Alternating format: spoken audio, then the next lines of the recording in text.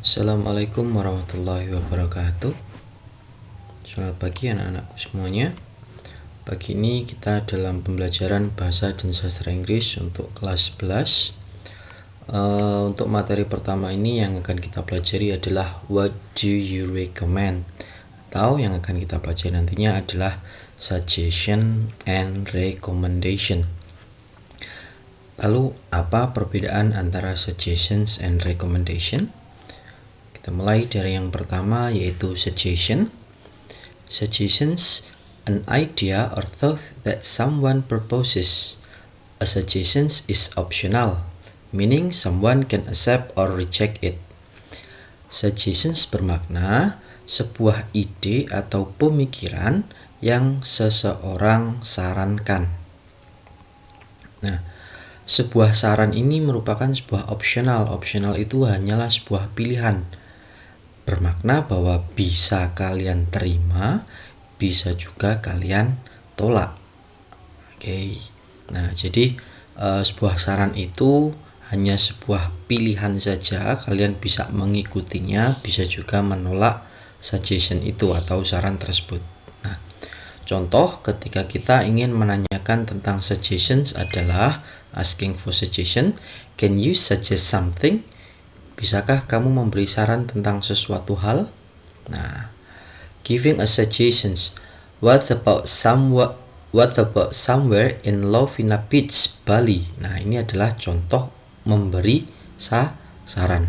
Nah, responnya di sini seperti yang disampaikan tadi, bahwa saran bisa diterima, bisa juga ditolak.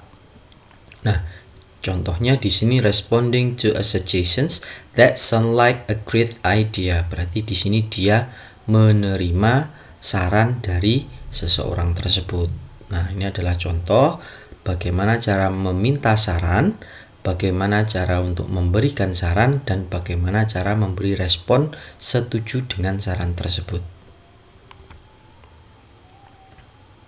Nah, suggestion itu merupakan sebuah saran yang tidak formal atau tidak resmi. You do not try to force your idea to others. Jadi, dalam suggestions atau saran itu kalian tidak boleh memaksakan ide kalian kepada orang lain. Hanya sebatas sebuah saran saja.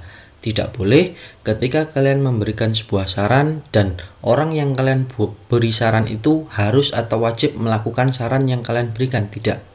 Jadi dalam suggestion ini boleh orang yang diberi saran itu menolak ataupun menerima. Nah, beberapa contoh ketika kita ingin memberikan sebuah suggestion atau saran, yaitu yang pertama adalah why don't you? Contohnya di sini, why don't you go with your brother? Kenapa kamu nggak pergi dengan saudara laki-lakimu? How about taking a picture with Shakira? Gimana kalau kita foto bersama dengan Shakira? It may be a good idea to park your car here. Nah, sebuah ide bagus kalau kamu parkir mobilmu di sini. It would be nice to see this film. Nah, sangat menyenangkan ketika kita melihat film ini. Nah, ini adalah beberapa contoh bagaimana cara kita mengawali sebuah saran untuk orang lain. Kita bisa menggunakan expressions why don't you, how about, it may be, dan juga it would be. Nah, ini adalah beberapa contoh bagaimana kita memberikan saran kepada orang lain. Nah, neutral suggestions. Nah, itu yang tadi adalah sebuah saran tidak formal. Di sini kita juga bisa menggunakan cara yang lain. It can be used both formally and informally. Nah, kita bisa menggunakan kedua-duanya. Bisa digunakan secara formal, bisa juga digunakan secara tidak formal. Nah, penggunaannya yaitu kita menggunakan I suggest. Nah, contoh, I suggest you stop the car now. I suggest you borrow a reference book at the library. Nah, sekarang kita coba lihat struktur kalimatnya. Ketika kita menggunakan suggest, setelah itu di sini kita menggunakan kata kerja bentuk ke 1. Nah, contoh I di sini sebagai subjek, suggest setelah itu you di sini sebagai objek.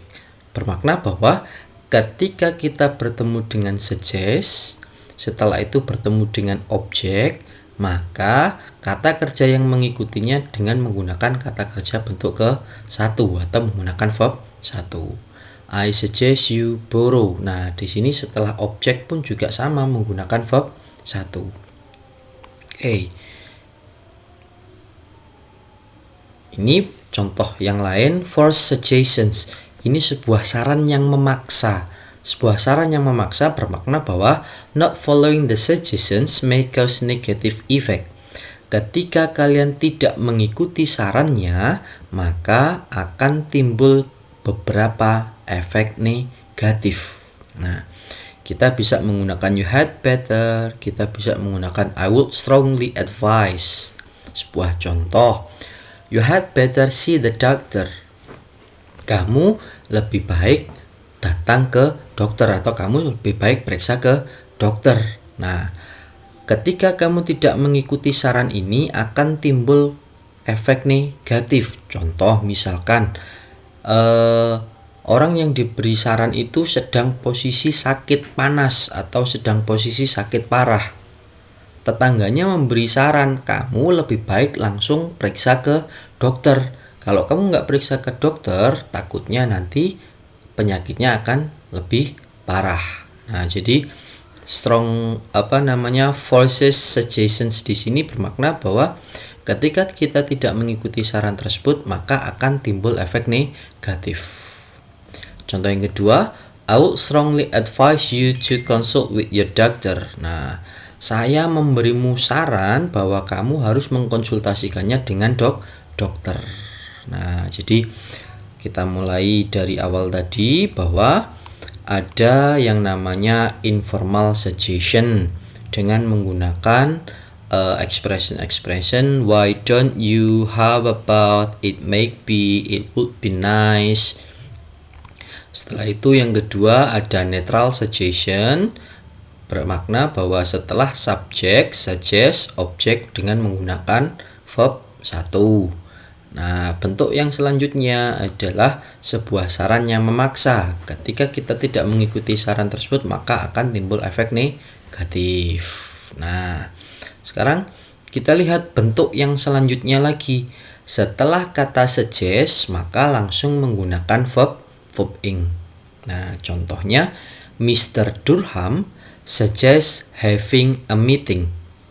Bandingkan antara kalimat ini dengan kalimat yang sebelumnya. Ketika kita bertemu dengan objek setelah kata suggest, maka kita menggunakan verb 1.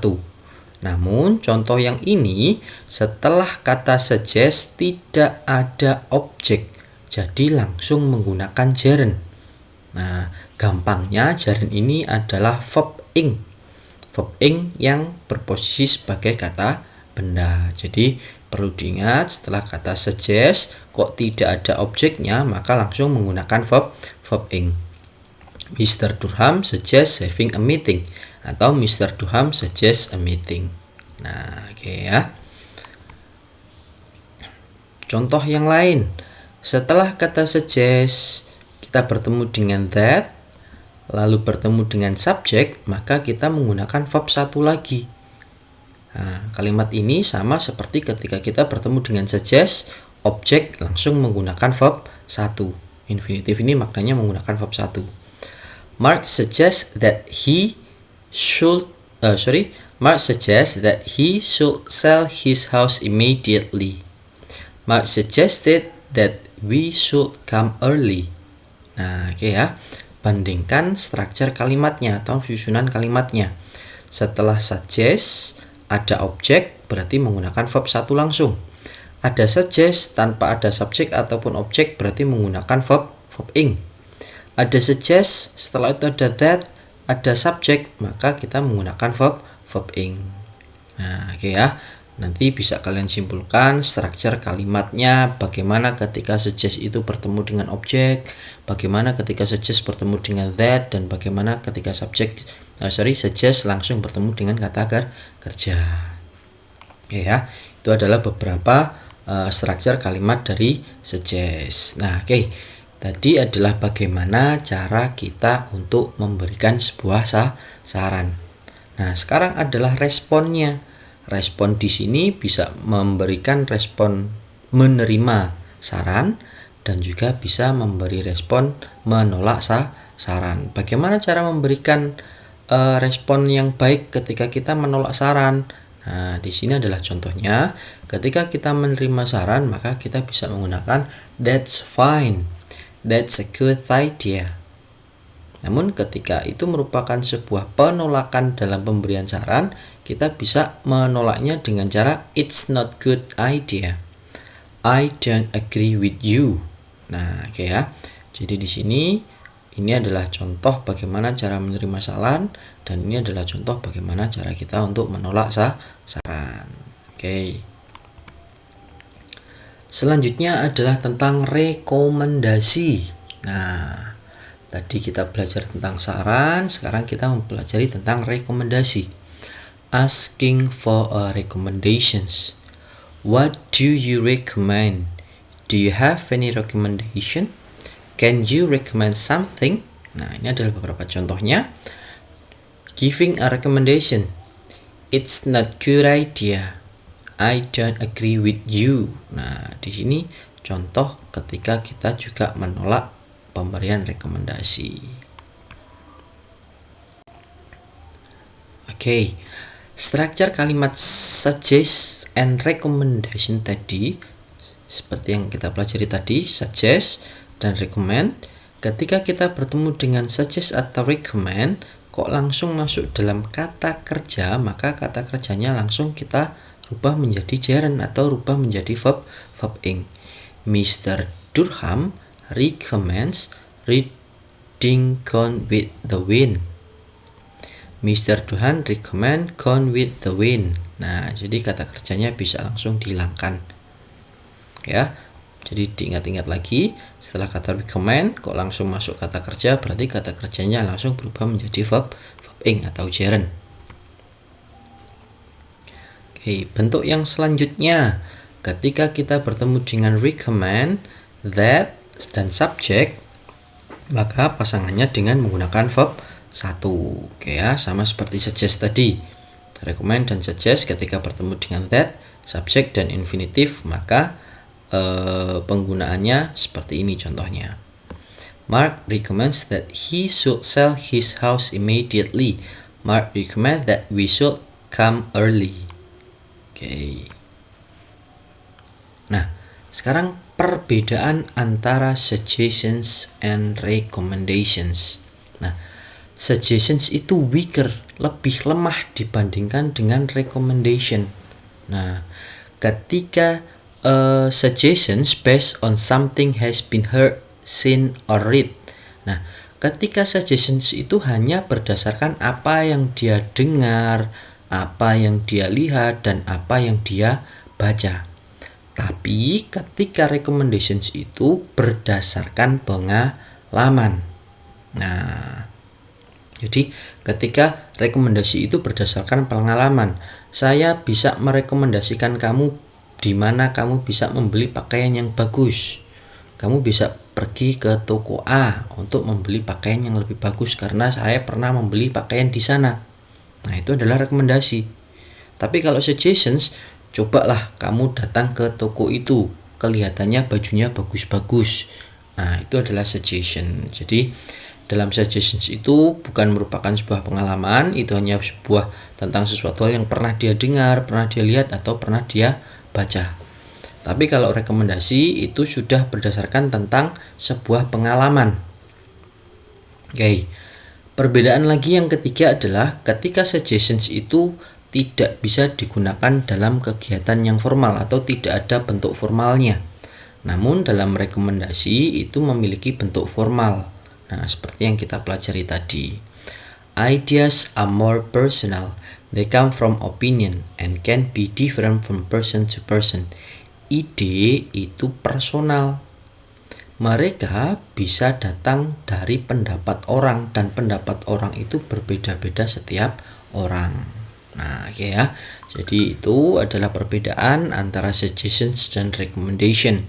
Perbedaan tentang struktur kalimatnya dan juga perbedaan fungsi penggunaannya. Oke ya.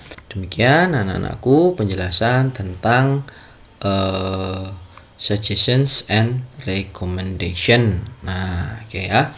Mohon untuk dicatat kembali tentang apa yang sudah saya jelaskan tadi, dan saya akhiri wassalamualaikum warahmatullahi wabarakatuh.